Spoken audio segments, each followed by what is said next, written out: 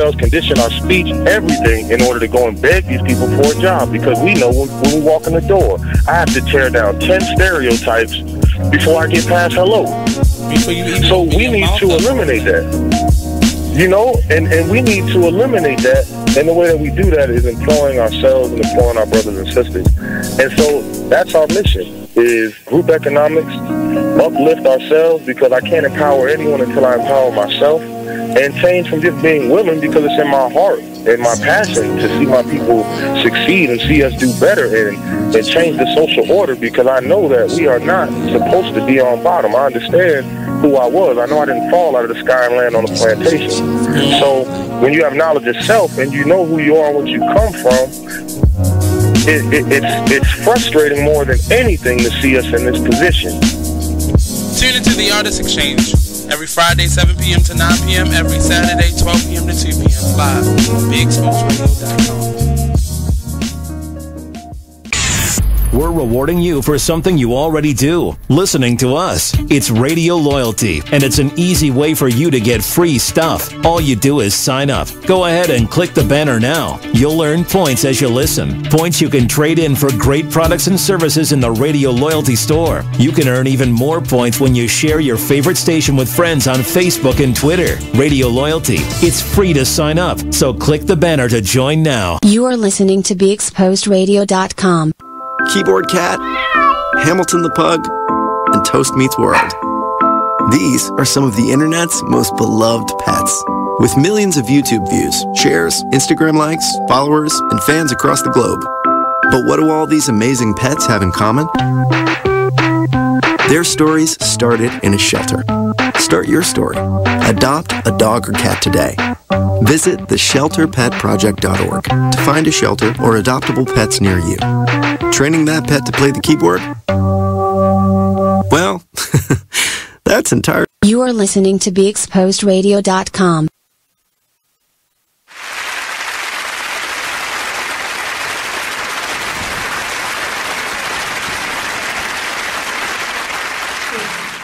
Hello, hello, hello.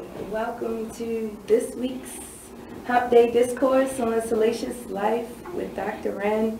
It's been a long time, and y'all do not understand how I've been fighting to get back in this seat. Like, my health has not been right. Like, shit just keep happening, but I'm here tonight, and it's that retrograde thing. He is holding it down for me because I really just wanted to be in this seat. Look, it be like real. That. I be feeling like that sometimes. Yeah, like. You get tired of it, and you be like, oh, I want to go back. Right, it's just like, it's so hard to, like, it's cold outside. I think I caught, like, the plague or something when I was in Europe, because I came back, I swear I thought I was going to die. You know, and then it was, like, I had this cough that was so violent. It's that airplane. It probably is, because I spent a lot in. It's like 9-hour flights, you know, across the big pond. Sucking in that same air you blowing out. Oh my gosh, it was so bad. And I swear, like, I've been, like, sick up until, like, yesterday. Like, no, up until, like, last week, though. And, like, even when you saw me, like, a week ago, like, that's why I was sitting in my little corner by myself. Right. Like, I was there to help, but it was like, I'm not all the way there. Right. But I'm definitely feeling better now, so it's kind of like, okay, let me get back in my seat, get back in the swing of things. The swing. You know, even if it's a small start, it's a start. Right. You know, like, you gotta get started somewhere. I had this crazy ass thought. Not too long ago, actually. I never know what's about to happen on the show. I'll be so nervous. Well, sometimes I just want to talk about life. I always want to talk about indulging in the pleasures of life, but it is the last, like, what is it, the last day of Scorpio season, so I might need to throw a little bit in there. A little bit of that in there, because, you know, I am a Scorpio. I spent my birthday here last year. Okay. I actually spent on the show. It's funny because I got like a dozen roses delivered to the show, and I knew where they were from. I came in, I thought they was Marnie's, because you know Marnie's not born on the same day. So I thought somebody had sent him flowers to the studio. And Be Inspired, you know, was before my show, and the host there, she was like, Wren, those were for you. She was like, this tall drink of water brought those in here. And I was like, but it wasn't a tall drink of water. Oh, sorry. That was just like, you the know, delivery person. It was just a really nice, it was just a really nice idea. Keep hope alive. Right, you know what I mean? Right. And I have, you know, that's like, I have. This birthday was a little harsh because I was sick and family members were sick and nobody really felt like doing anything. But I did make my way to the National Gallery. Yes. Look, certain things I just need to have in my life. And the only way I felt like I was going to get better, I needed to feed my spirit, not just my body. You know? So I was like, let me go get my mind right. And the closest and quickest place I knew to get that done was the National Gallery. And it was amazing. I went to the Gordon Parks exhibit. They have a few new photographs in there, like an installation. They have expanded the installation since the last time I was there. I was actually there the day that the installation opened, like, I don't know, 15 years ago or whatever. And I like that it has expanded and it's really become a narrative. And it really was like food for the soul. Like, that shit was really, it was all that. Just bringing you through the racial narrative, or even like he was talking about like the working class narrative. And it wasn't even an American narrative, but we can all relate.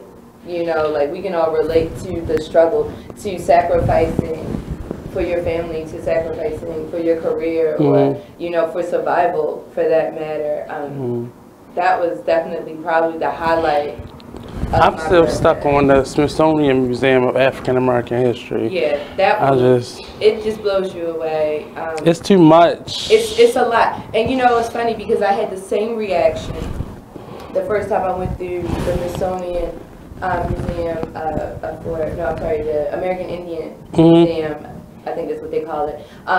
The Smithsonian American Indian Museum. I felt the same, just overwhelmed with emotion and with like curiosity, and I was anxious and happy and angry all at the same time. Then I went to the Old House Museum that took me 4 days to make it all the way through. And that again, going through all the emotions, because like the human plight, no matter who you are, no matter what color you are, no matter what creed, race, sex, you know, or sexual orientation you have, you can relate to somebody who's gone through something. Unless you're like, I'm not like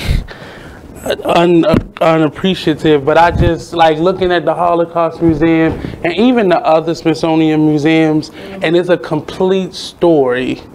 And our museum is like patchwork, and it's awesome. But I have to agree with you. Like, I learned so much about African Americans in this country by visiting the African American Museum. However, and then I had this thought, because I agree with you. I felt like it was incomplete, but then I thought, well, maybe the story is still being written. Well, I mean, do you know what I mean? But that's because it started, I mean, it's specifically for African Americans, which I feel like is not the best thing, because that's what we're accusing schools of doing, textbooks of doing, and only starting out history from slavery and then moving forward. I love the exhibitions, like the Blue Book, like that's my favorite one. I regret not going to the open audition for it though. Like that's my biggest regret. But I just feel like, and I think it's intentionally done that way because all the artifacts are from actual citizens. They aren't replicas or something that's been in the bottom of somebody. Away for They're actual artifacts from people who loaned, like loaned them or donated. What's the one, the Emmett Till one? I had to leave out of there. I felt like I was in March Funeral. Excuse me. I couldn't. You couldn't do it. I couldn't. I felt like I was standing in March Funeral. And it was too, and that's actually his actual first casket, which really made it like creepy. You know what's funny? When I was a young woman not to be like taken away from the Emmett Till exhibit, because like that shit is it's wrenching. I got mad. I went to the museum in Chicago, and they had King Tut on display. Oh wow! And I didn't want to go. I remember that. But I said, okay, I wanted to see the rest of it. I just didn't want to go in the room where they had his body. And my gut was right. So I go in here with these,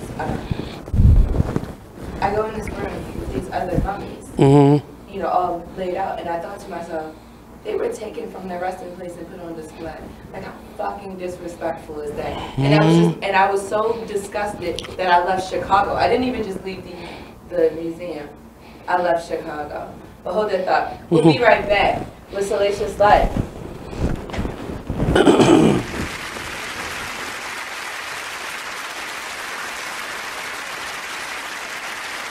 Is what it is. Radio show. Go ahead. All right, listen.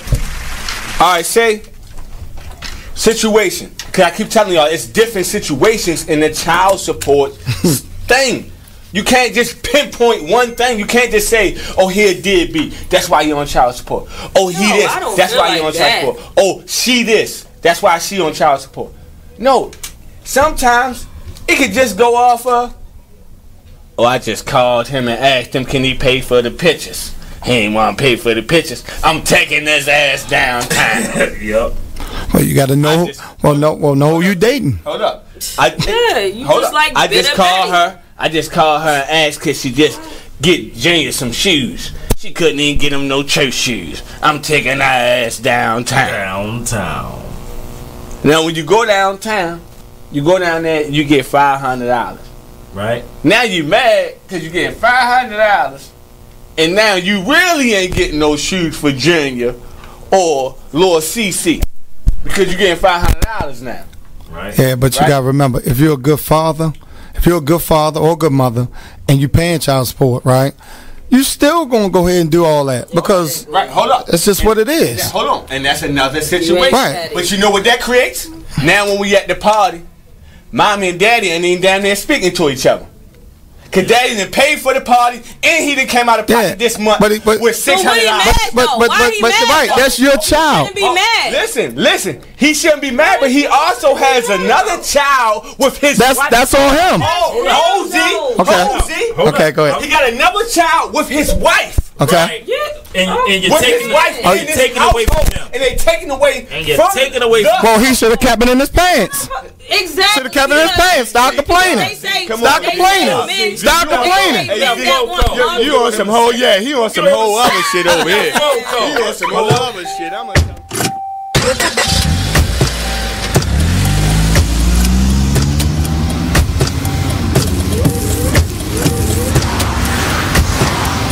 Driving has a rhythm all its own. Don't wreck it with a text.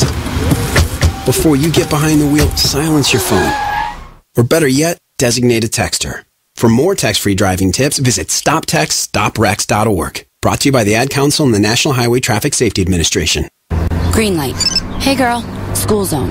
I'm getting hungry. Car changing lanes. You want to meet me for pizza? Stop sign. Intersection clear. Yeah, street. Pizza sounds good. Ballin' Street? Girlin' Street! It's hard to concentrate on two things at once, like texting and driving. Stop the text, stop the wrecks. How will you stop texting and driving? Tell us at stoptextstoprex.org. Brought to you by the National Highway Traffic Safety Administration and the Ad Council. Hi, I'm LeVar Burton, and I'm proud to be a book person. How do I choose a book? Sometimes it's the cover, sometimes it's the title. I guess I'm pretty visual. If a book's really impressing me and the writing is really good, I will peek and see what the last paragraph is. Because the endings of books should rock you. I am a book person, and if you're a book person too, read to a child and spark a lifetime of ambition. Join me at bookpeopleunite.org because reading is fundamental. A public service announcement brought to you by Reading is Fundamental, Library of Congress, and the Ad Council. You are now listening to Just a Bit Outside, the sports radio show at BExposedRadio.com. Come join us every Monday night from 8 to 10 p.m. on YouTube, Facebook, or at BExposedRadio.com. So we had a lot of things going on. Mother's Day, Major League Baseball, pink bats, pink outfits. Yeah. They certainly did the mothers good.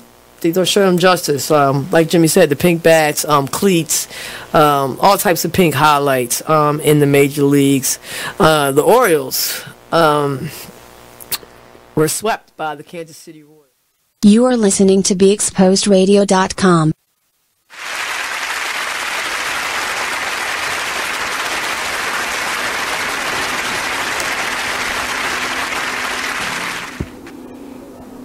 And we're back. We are back. So we were saying how I couldn't look at the body of King Tut and other members of his, I don't know what you would call them, the people who protected him. They were also mummified and buried with him. I couldn't look at that when I was in Chicago. I thought it was wrong because I thought to myself, what I want, even for educational purposes, would I really want my body exhumed and put on display without my family, you know what I mean, donating my body, or you know what I'm saying, donating. I know it has to be court ordered, or I believe 100 years before they can do it without permission, I believe. But it's still creepy to me. It's still creepy. It's still really creepy. I found though when I was at the National Gallery, unlike that day, and unlike at certain museums that show a lot about just death and things like that, I found a lot of inspiration at the National Gallery because a lot of the artwork that was displayed was celebrating life. Literally, it was celebrating life. So many installations, including their new one, was all celebrating life. So how do you not get excited about your own life, on the anniversary of the day you're given life? You're there and you're looking at people who are celebrated literally. Right. How do you not get excited about those things? So that was what I did for my birthday this year. No turn-ups, wasn't even interested in that at all.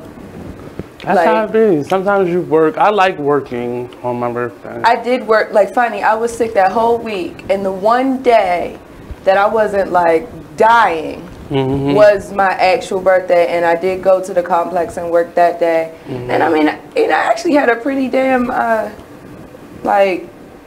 pretty solid, successful day. I don't know if I was just excited because it was kind of it was my mojo. I felt like I was getting better.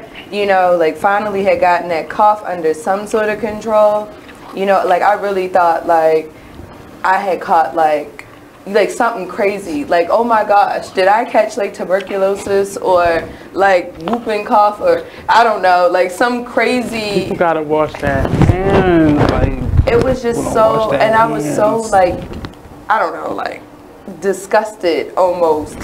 The whole time I was there. That's why I'm about to go back to teaching, and I just don't. The children are nasty. Children can be, and then I thought to myself, that's what happened. Somebody's child got my child sick, but even though Bud wasn't but I was thinking that boy done brought home, some super virus from school, because them kids have new shit, things. But it's never possible, heard of. well, because parents are irresponsible. I mean, True. they trying to work. I don't send my kid to school if he's sick, because one, he's just gonna reinfect everybody around him, but two,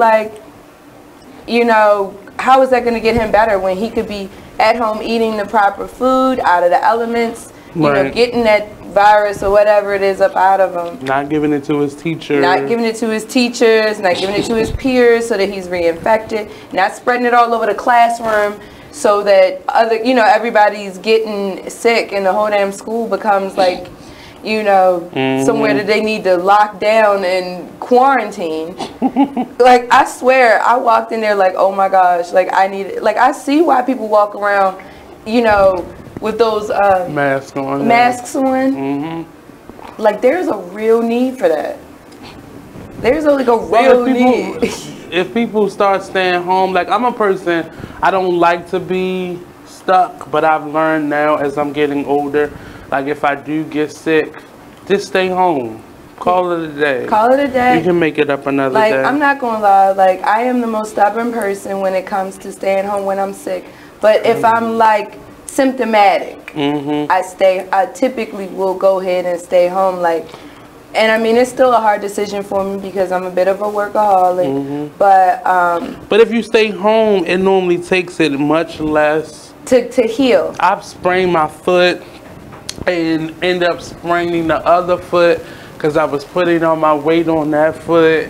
If I'd have just stayed home and propped my foot up, I would have got better. You probably would have got better, right? Sooner. And I mean, and you're right. Like that is really, that's the truth. Like people never take enough time to just like get themselves together. Like I'm actually hoping that, I mean, most people, not all, but a lot, well, I'll just say this, a lot of people, you know, have a 4-day weekend because Thanksgiving is tomorrow, whether you celebrate it or not. We're off of work. They celebrate. Those woke people celebrating. They you know, mind. But I mean, I know people who feel very strongly about, you know. Those are the people that go to the Chinese food place and eat the buffet places on Thanksgiving. They not fooling nobody. I mean, I hear you. I'm just saying, you know. Well, we have that day off, and then we have American Indian Heritage Day on Friday. And a lot of people, not all, but a lot of people have the day off. People also use it for Black Friday, which I think is fucking crazy because, like, who the hell wants to go and, I mean, like, that's some competitive, like, sick shit to fight with people over material things. I mean, literally, people are, like, getting seriously injured. But it's not, like, I've never been to one of those places. I see it on TV. But I'm thankful to have never been there. I always go with my friends who like have children and we go. Yeah, and trying to get the latest toys or whatever. But I don't see, like, it's dumb because you got to get these tickets and go stand in this line and get a ticket and go stand in that line. Like, how about just order so many of them? Right. And then when they're gone, they're gone. That's it. Like, how about open the store at normal hours? Right, and people like, just buy what they're gonna buy. It's that supply and demand, and people get tricked into it. Like, I gotta stand in line at 1 a.m. to get it, to be the first one online. When I'm sitting at home getting the same deal. Like, what rush do you get? I mean, I don't know. I am an online shopper, like a serious online shopper. And let me sidebar, because we're gonna get back to Black Friday. But let me sidebar. That damn collapse at the Amazon warehouse is ruining my life. Because the collapse? Huh? There was like when the tropical storm came through a few weeks back. Oh shit! You know what? I need to go on a break. I'm gonna tell you about this damn collapse. I need to go on a break. We'll be right back because I gotta tell you how it's ruining my life.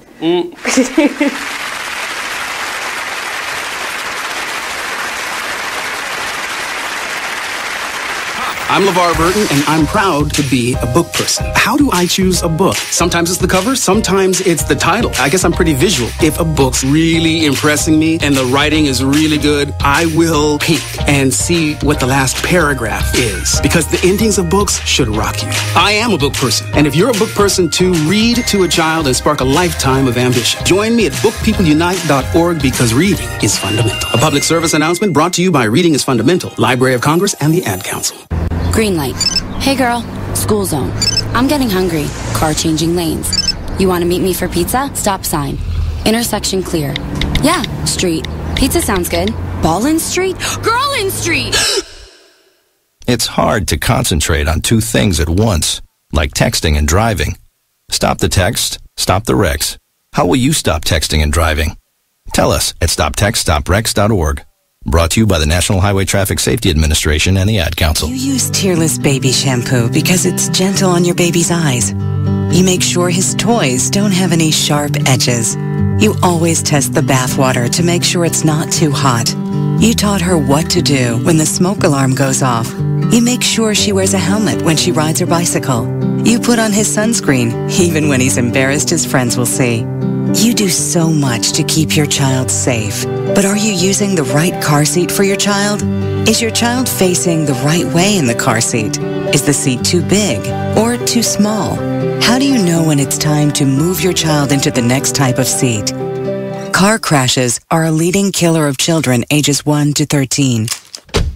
Protect your child's future at every stage of life. You are listening to BeExposedRadio.com. Like, when I order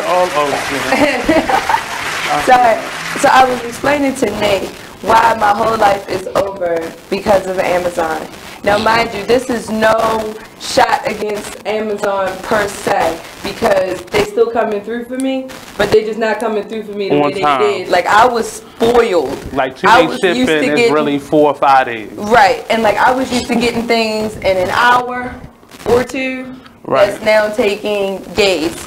I just canceled my Prime because of that, but I didn't know that was the problem. That's why. No, I called because I couldn't figure out why it kept saying delivery unavailable. I was like, you know, no delivery times available is what it kept saying. And I said, so why are you still charging me for Prime if I'm not really getting Prime? Right. I'm getting regular service. So I called customer service, and then I called. They have like a special one for Prime members, you know. So I got transferred to that, and I said, can you just tell me what is going on? Like, why is it I can't get any same-day delivery? And they said, well, you know, this is what the information we've been given. And he said, due to the collapse of the warehouse in Baltimore and the thing just collapsed. The roof collapsed from one of the 2 warehouses in Baltimore. So that's not sorting. You know, this used to be like a major hub where everything would come here and then go out. They had to shut down, so they're bypassing us. Everything's going to New Jersey right now. This is they shut a whole because then I started being like, okay, so all this makes sense. And he was like, this is why we're not doing any same day deliveries, because we don't have. Like they had to lay off a bunch of people. It's like really sad. It sounds like a setup.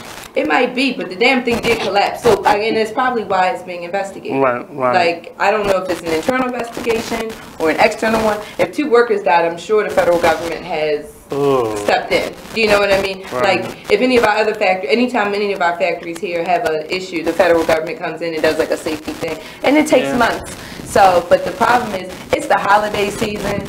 I haven't, like, the only thing that's delivering right now is if you order food, like groceries from Amazon, they'll still do same-day delivery because they're coming from Whole Foods. Yeah. And that particular warehouse was not affected. Okay. So they'll still do the groceries, he said, but they're not going to do... But why are they still charging me my $12.99 then? Like, why am I still being charged? I guess because you can get Amazon Video and read books and listen to music and all that kind of stuff. That's what the lady said online. I was like, if you look at my account, I don't use any of that stuff. I mean, you should probably, I mean, for you it wouldn't make any sense. Like, I use the video and music a lot. But, and mostly, it's funny, I like, because they give you like, you know, I don't know, 100,000 books or something like that you can just read online all the time. Like anything that's in the Kindle library, like they'll just you can just read it. You can't download it, but you can just read it like right out of the app. So let me go in there and read Michelle's now. Right, so like that's what I've been doing is like taking advantage of the books that they have online, listening to the music that they have. I do watch a lot of the videos. They have a lot of good stuff in it. Their original series are actually really good. So I never even, because I make jewelry, and I normally have like supplies for my show and stuff like that. So I normally get stuff like that. I just need the delivery. I don't normally look at use all the rest of the services. Stuff. Like I've had Amazon and an account with Amazon since they only sold books. Like way back. Like I used to get my textbooks from Amazon because it was a lot cheaper to get my textbooks. I mean, we're talking all the way back to high school. Like, it was a lot cheaper to get my textbooks from Amazon than it was to get my textbooks from school. So I got an Amazon account way back then, and then as it grew into what we now know as Amazon, this beast of a company, and I've become more and more like a true, what they call it, Zennial, whereas like I don't like shopping. You know what I mean? Like, I feel like malls and stores and stuff are geared to younger people. Yeah. And I just don't want to be a part of it. Like, when I can sit there and be specific, like, I want this in a size 4, you know, tomorrow. You know? I just don't, but see, the reason I don't like it is because, like, I've gotten stuff off of there when I do try to get clothes and shoes and stuff. Like, I ordered something like a jewelry supply. I ordered one thing, and the company, I specifically always go there to say which shop from the U.S. because I don't want to wait months for something for my stuff. Right. And this one and they company, do make it, yeah, so that they had it listed in there as United States, and then I'm calling, and the date switched from like November 30th to like December the 28th. I was like, what the hell? Why would I order? Right. Why would I order something that would come that late? Right. That doesn't even make sense. I'm just over them right now. Cause it don't matter. It don't make any sense for me to have prom if I'ma still have to wait. Now the stuff came, but the issue is, so they're using like UPS, USPS. They had a whole list of things. Yeah, they're using all the carriers because Amazon doesn't have the fleet. Because I think what they did was laid off the fleet while they're doing this. I think they still have like a couple of them. I think they have a few, but not like it was. I mean, you could ride through the city of Baltimore and not see an Amazon truck at some point. But like, this should be, well, I guess because the warehouse is gone now, but. No, I mean, the plan, at least as far as everybody keeps saying, and even I read on some of those tech websites that I visit a lot, that the plan is to rebuild, not rebuild. And I'm hoping, honestly, that they do more so because they've been good for the city, like as far as providing like quality work. They need to be closer to the city, though. I think they should be closer in the city. But I mean, you know, MTA kind of backed them up by creating 2 bus lines that didn't originally. Working there. Like they have 2 bus lines that go out there that weren't originally going out. There was nothing that went out there, you know. But I think the only place where Amazon could find that level of, I mean, you don't have that in the city. Where are they though? They're like what's that? Like Essex, like over in that kind of area. Okay. Yeah. I can't think of the name of the day. It has a real name. Like the area has a name, but is that Middle River? No, it's not that far out. It's not that far out, but I mean, it's a good, like, you know, 15 minutes outside the city. Okay. It's really not far. But then they have like extra buses that go out there. Plus, Amazon had a shuttle, so if you got yourself to downtown, you could catch a shuttle to work. Yeah. And I mean, and it was good because there were people who, you know, didn't have a lot of higher ed, and in this city, like. But I heard a lot of bad things about them because they would keep you on, and then magically something would happen where you would get fired and laid off. But then they'll like, oh, we'll take you back, so they not paying them taxes like that, and nobody can file for unemployment. I can't say, like, I don't know, but like that would be some, like, anybody who could think that, like, I guess forwardly. Well, a lot of companies do that. They'll hire you on and then fire you after like 2.5 months. I noticed they do a lot of seasonal employment. Just like Walmart. Yeah, they do a lot of seasonal employment. Now, and the few people that I know that work there, that's been on, you know, for a while, all seem to enjoy, or, you know, they're happy with their job there. And the couple that got laid off, like, they're getting some sort of benefits, like they got some sort of like benefits severance package. Yeah, some sort of severance package. So like they weren't like as pissed as like I think I might have been. So all of them have been not released? Everybody. No, there's like the one warehouse is still running. Okay. It's just not as big as the other one. Yeah. So as far as I've read. Now, you know, I may be like off with a fact here or there, but like just from what I've read, and the story like keeps growing into more, like the longer I like wait to find out, and I'm so obsessed with it. Like I spend so much of my life trying to figure out what the hell is going on with my shipping. Like, what kind of person am I that a big portion of my thought process goes to shopping online? Well, because it's not, like, for me, it's not, I I would rather go to a thrift shop to go shopping. That's the only time I'll go there. Yeah. But like Amazon, like my cart has always got like 30 items in it because it's just accessible. Yeah. And because I buy jewelry supplies, it helps me because you can't often find stuff in bulk. Right. And we don't really have jewelry supply stores here in the city. There are a couple, but they're like Randallstown and like little pockets that may have something. I'm not going to Michael's to buy anything, but it's not like supply stores. All the coupons they bombard your email with? Yeah, but that Michael's is for people where there's a hobby. Right. Like it's something cute that I'm doing. I want to make this cake, you know, something like that. It's not for somebody who has a business. When they have the yarn sale, because I'm a big knitter. So like I'll go down there when they have the big yarn sale. Everything's like 50 or 70% off the yarn. But like you said, Michael's is definitely your craft store. Yeah, it's a craft store. It wouldn't necessarily be like a place where you would want to supply your business. Yeah, with, yeah. You know? This for like something quick if you need something, but no, it's like not worth my money. A show that you need to prepare for, something like that. Like I got some buttons from there the other day. But once I got home and pulled out the button, the quality of the button wasn't what I thought it was going to be. So I need to return. You might as well just went to Walmart. Huh? You might as well just went to Walmart. I might as well have gone to Walmart. Now, granted, I did have a 70% off coupon, so that's how they get you. Right. They get you with those. Like $3 for the buttons, but they might have only been worth $1. Right.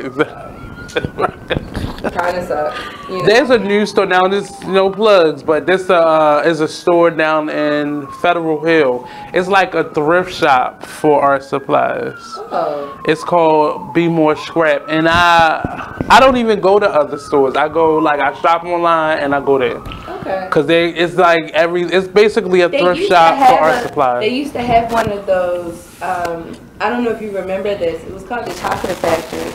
It was right there on Water Street, just outside of what is now Power Plant, but it wasn't Power Plant back then. Right. It was just like a restaurant and kind of like nothingness over there. Power Plant Live is what I mean. It was over on Water Street, right along there.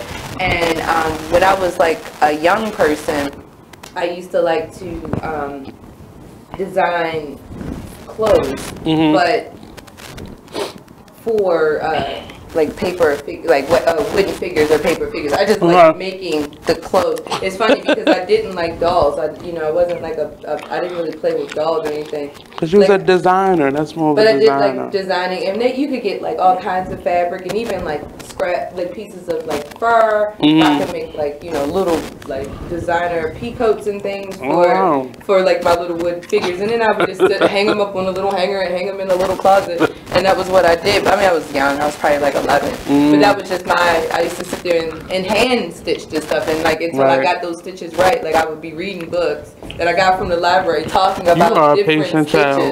Right. I ain't had that patience as a child. But that's what that store basically is now. But it's like used stuff. But it's good to even hear that they even came back because like if you do have like a young creative that you're trying to foster their ability, that would be and it can be very expensive to encourage a young person to push into their dreams. Like we have these friends that are photographers and artists and dancers, and they have these young people who they mentor, and they're always like asking for donations, and rightfully so, because it's so pricey to mentor a young person in the arts. Yes. Like an instrument. It used to be you could go to TED's or some other small. But you had to have credit to go to TED's. Yeah, you did need to have credit to go to TED's. You had to. They put my mother through a whole application process just for a trumpet. I was like, I don't even want it now. I got tired of waiting. By the time you got it, you didn't want it. But but we used to have like little local places that you could go get things. And I mean, even though they put you through a whole credit process, they didn't charge you an arm and a leg and like half your mouth for for a flute. They just didn't. Right. But we don't have like those kinds of places anymore. It was one on like up the street. It was a music store up the street, right across from BSA. Not BSA. I said BSA. Walters. Oh, across. But they gone now. Like there's no more instrument. It's now. You know what? It's one in Charles Street now. Is it? They sell like instruments, like drums and guitars and stuff like that. It's right over top of Reverb. Oh, right on top of Reverb. Yeah, Reverb. Right, right on top of Reverb. Right. You know, but even then, like prices have gone up. You know, like even just to get like microphones, you know, or DJ equipment for your young DJ. Like records are hard to find. Like you know, so digital equipment is extra expensive. Right. So it's hard to like children need other things to do. Yeah, it's so expensive though. But it's super expensive. Like people think sports are expensive, and I am a tennis mom. Like so, like I know about expensive sports because tennis is right on up there. Right. You know. I did that in lacrosse. This is very can be very it's pricey. expensive. Like getting that racket restrung and sneakers and court fees and coach fees and tournament entry fees and I wasn't that type of athlete. I strictly did it in school. Like it wasn't like I was in a league. No, I did it because we had to do it in school. Like we had to take up a sport, it wasn't that serious for me. When they started getting to that point, like I did wrestling outside of school and karate. But they not really, you just got to buy a new belt every now and again. I mean, I played basketball outside of school, and the most expensive thing was I needed 2 pairs of shoes a year to play basketball. But I mean, at $60 a pop, $120 a year, like, I paid more than that a week for him to play tennis. Yeah, it wasn't that bad. Like, things have definitely... Now you gotta have a certain type of thing and a certain brand. And right, you know, and then like, you know, everything is like so personalized now. It used to be like everybody could have the same racket or the same sneakers. Now, no, he runs like this, so he needs this kind of sneaker, and he's left-handed. You know, like shit is real. I don't want it no more. I can't do it. I don't see how y'all have like multiple children on purpose, because that's too much. You know what? Matter of fact, we were just talking about that, but let me get on the multiple children after this break. That's funny because we were just talking about that. Yeah, people do it on purpose though. Like, why would you do that to yourself?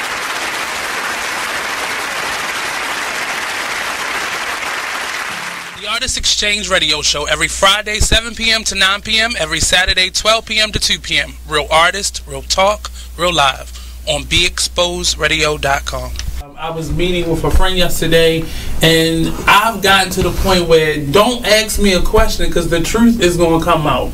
Exactly. Just don't do it. If you ain't looking for the truth, don't come to me. Don't do it because I can't hold my tongue. And she wants to be this stylist, boutique, but you're not doing anything in that nature, and I can't take you seriously if you're not doing those things. And I understood why people didn't take me seriously, because I found myself in somebody else's lane. I was good at what I was doing and what I wanted to be, but I wasn't doing it for me. So how can I ask you to take me seriously if I'm living in somebody else's shoes? And nobody can do what you do, and I think that that's a big problem that people face now. Like, you see what somebody else is doing and you want to do that when that's not your lane. That's not your lane. That's not what you're supposed to be doing. But it's popular, it's getting that person money, it's getting that person applause. Oh, I want applause. I want money. Let me stand over here behind them. And then a lot of times people aren't honest with themselves either. Like, I was thinking earlier today, I've been woke for almost 2 days, so so you get honesty, and I was thinking, like, you know, the Artist Exchange Radio Show. Whoa. The moment my son saw a redwood tree, it's huge, is the moment I knew that for him, you can't even see the top of that thing. Even the sky has no limit. There are some moments only the forest can inspire. Find yours at discovertheforest.org. Learn about forests near you and discover cool things to do when you go. Your moment is out there. Find it at discovertheforest.org. Brought to you by the U.S. Forest Service and the Ad Council. Join the club that gives you stuff. Hey, thanks! Radio Loyalty. Here's how it works. Just click on the Radio Loyalty banner right now and sign up. Then you keep on listening like you already do. But now you earn points. Those points add up, and you can trade them in for stuff in the Radio Loyalty store. Earn more points by sharing your station with friends on Facebook and Twitter, answering surveys, and by using the apps in the New Players App Store. Pretty simple, right? Radio Loyalty. Click that banner to join now. So, Jacqueline. Yes, Mom? I wanted to talk to you about something, and... Oh, wait. Hold on. I just got a text. Oh, there's another one. Wow. Busy, busy me. So, anyway... Oh, wait, Mom. I just got a message. My friends keep commenting on my comment. Oh, there's another one. So many comments on my comment. Oh, I can't wait to watch TV tonight.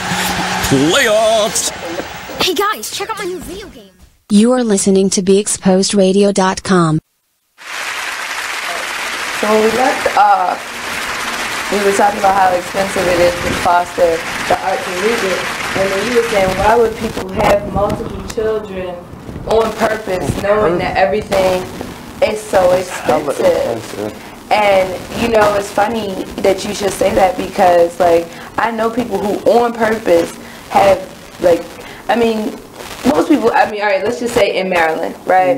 Your typical middle class person, because I don't even gonna say couple, but your typical middle class person can afford one child. A couple could afford probably 2, maybe 3. You know, past that, you really start getting too expensive to live comfortably in Maryland. You know what I mean? I think it's unfair to the child. I really when you're stretching your resources? When you stretch, because you're not setting them up.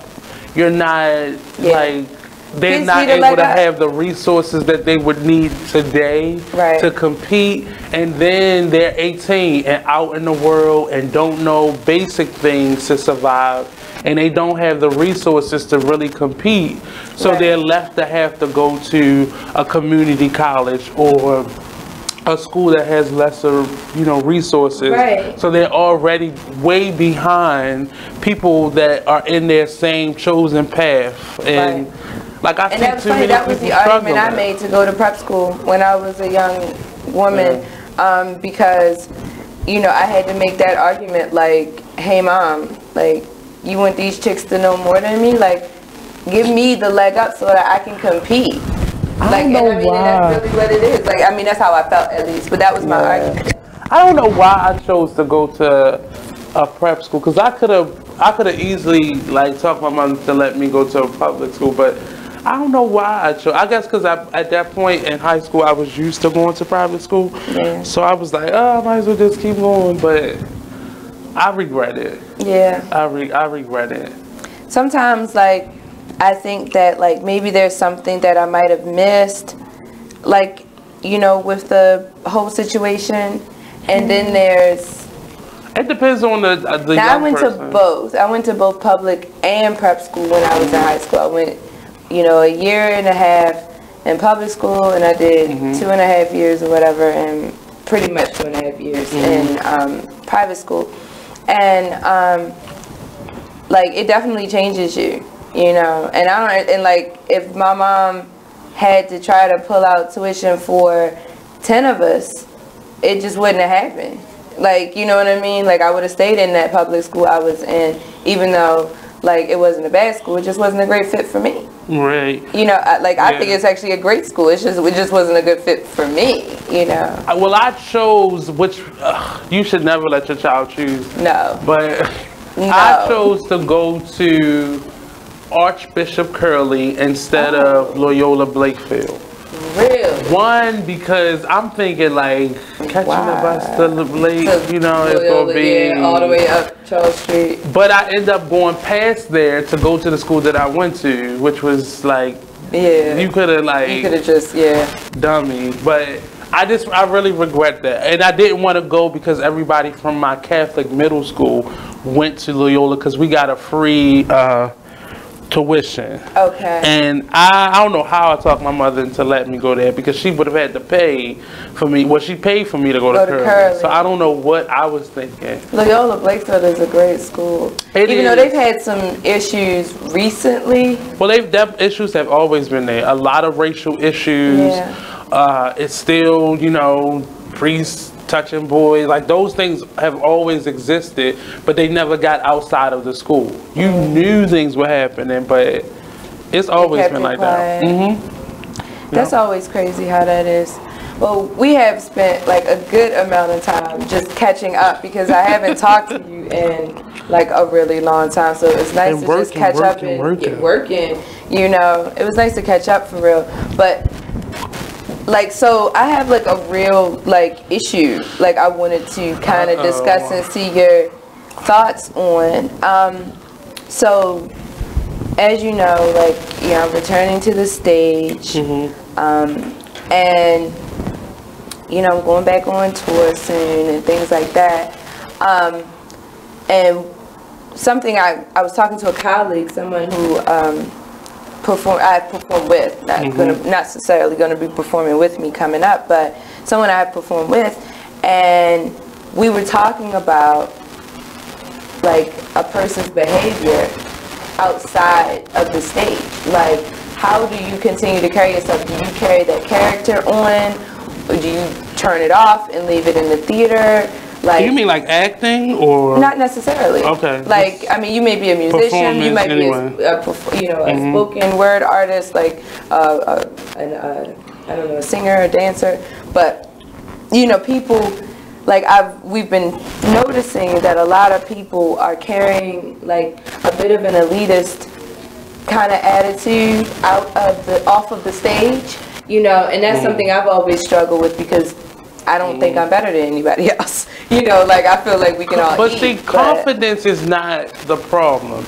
The biggest problem is people feel like they don't have to go to school to learn their craft. Yeah. For whatever reasons, the schools are gypping people and they're not really financially secure with being able to go to school.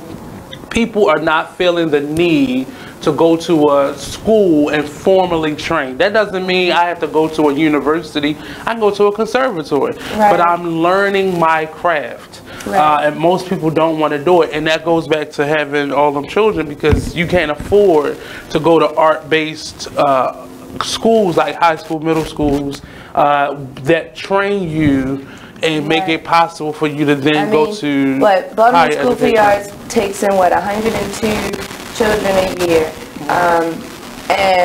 but they don't teach professionalism.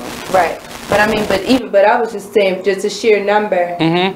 That's a very small portion of how many many middle school graduates we have every year. So we're talking like they take less than 0.5% of the middle school graduates. So then, all right, we got these other, you know, thousands of kids. We have some charter schools that, you know, we have one now that their curriculum is art-based, and that's over in the Old Mount. And Not Connections is another program, but a lot of them have integrated art. Because he just, my engineer extraordinaire tonight, just let me know that I need to take a quick break. While we're on break, though, we're going to figure out about what this other school is doing, because we're going to get back to talking about, like you said, professionalism as an artist. We'll be right back with Salacious Live. It's a problem. I'm in a production right now, and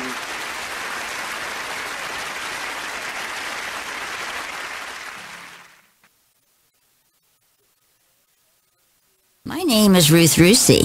I'm a retired teacher. I'm 91 years old, and this is how I live united. I say retired, but not really. Once a week, I read books to children as part of United Way's education program. Reading to a child creates links between language and literacy. It creates a bond between grown-up and child. And believe it or not, it prepares them for a better academic future. Oh, we read about frogs and flies and pigs with wings, all sorts of juicy stuff. It's a joy to watch all those little faces. I figure I have the time and they have the need. And I've always believed that if we're not here to help each other, then what are we here for really? My name is Ruth Rusi. I help kids prepare to succeed in school. So I don't just wear the shirt, I live it. Give, advocate, volunteer, live united. Go to liveunited.org. Brought to you by United Way and the Ad Council. My name is Meera Batra. I have been in this country 32 years, and this is how I live united. America has always been the land of promise, and in my community many families have come for a better life. Coming from another culture myself, I know the desire to become part of a community, to feel at home and to gain the tools for our children and families to succeed. So I advocate for these families with United Way. United Way empowers them to look beyond their histories and to see what opportunities are available. We help them get involved with their kids' schools, network within the community, and when we do, we unite them. We make the community stronger. What I do is something I wish someone had done for me, and I am so grateful I am able to. My name is Meera Batra. I help families see opportunities and succeed. I don't just wear the shirt, I live it. Give, advocate, volunteer, Live United. Go to liveunited.org. Brought to you by United Way and the Ad Council. Keyboard Cat, Hamilton the Pug, and Toast Meets World. These are some of the internet's most beloved pets. With millions of YouTube views, shares, Instagram likes, followers, and fans across the globe. But what do all these amazing pets have in common? Their stories started in a shelter. Start your story. Adopt a dog or cat today. Visit theshelterpetproject.org to find a shelter or adoptable pets near you. Training that pet to play the keyboard? Well, that's entirely up to you. You are listening to BeExposedRadio.com. You can't get in because the person didn't show up in time. That happened at a concert, The people who open up the doors, and you're standing outside with your audience saying, oh, they're going to be here soon. And it really was, like, to the point where, right, I had guests coming to the event. I hadn't meeting you at the door. We hadn't had our media time yet. Like, we hadn't set up yet because the person who owned the venue got the time screwed up, took a nap, and that was their excuse for not showing up. You know, right. I mean, like the typicals, you typically have 2.5 hours to set up before a show. Okay. But I'll say, so on this side, where the talent is getting the brunt of, like, the other side's problems. So I look at somebody like, and I don't want to say her name, but like Lauryn Hill. Yeah. I know that it's partially her being in her own, like, aligned space, and I gotta be ready. But I know for sure, if you managing her or if you're promoting her, you know, you see what her issue is. And you don't say, Miss Lauren, you're not going to be able to spend this whole $50,000 budget. We're going to hire on some opening acts. Right. How does she never have an opening act? Right, because then you feel like you've been cheated completely. I remember, so speaking of artists that don't show up, she shows up, she just late. And some of those times, but then I'm quite you'd be sure like they didn't so get her money mad. at times. Yeah, but I mean, you'd be just so mad because like you wait 3 hours, 4 hours for her to begin. And like those are the more, I almost was better off at a concert where they just replaced the artist. Yeah. Then, you know. I've seen that happen before. Like I went to a concert at Dar. I went to, well, who was it? Michelle. Oh, yeah, what was her name? Chrisette Michelle and Mos Def were performing, you know, which would have been an amazing concert. Just, I mean, like a real vibed out kind of concert. You would have really gotten to a really cool headspace in there, but Mos Def didn't show. But I be in those situations, like I've worked at like the Lyric and stuff like that, and sometimes those promoters have not paid them. And then that's why they're not showing. Sometimes the money did not get transferred. Sometimes they had an agreement and the promoter is reneging and goes ghost and expects for them to just go on because they want to save face. So then what do you do? Like, or what would be You do what Lauren is doing. And that makes her look bad. And she's getting So that's what I'm saying. So brunt. how does she stay? Like, how does she maintain her fan base and her validity and then deal, because if she continues to do what she's doing, she's losing that side of it, and she's losing I the think money. she should really. I think whoever's on her team, and it can't be her because she's not going to do it herself. But it is going to take doing what some of these younger millennial artists are doing, and just going hard and going on live saying, "Look, I'm here, fans. I'm waiting. This person right here don't have my check ready. You all paid to see me, but somehow the money ain't exchanged, and I see all these asses in the seats." But yet they don't have the money to pay me. But I mean, that would be, I mean, but yeah, I mean, I guess that's what I mean, that's an approach, you know, to like, you know, try to stand up for what you know, feel is right.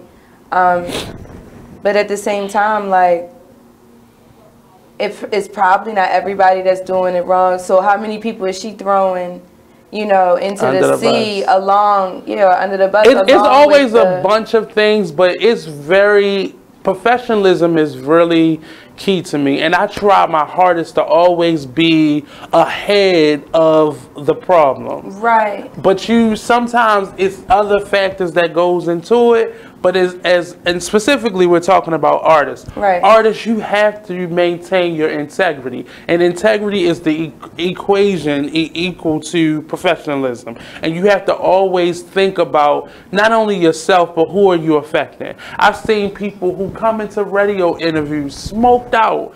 There's still a workplace environment. So this is not your workplace environment. But don't disrespect everybody else's. And it's a lot of things that we as artists sometimes take advantage of. Like, I'm just in my creative space. Yeah, but you in somebody else's workspace. Right. So or time space. Right. And you have to always be aligned with your professionalism and your integrity.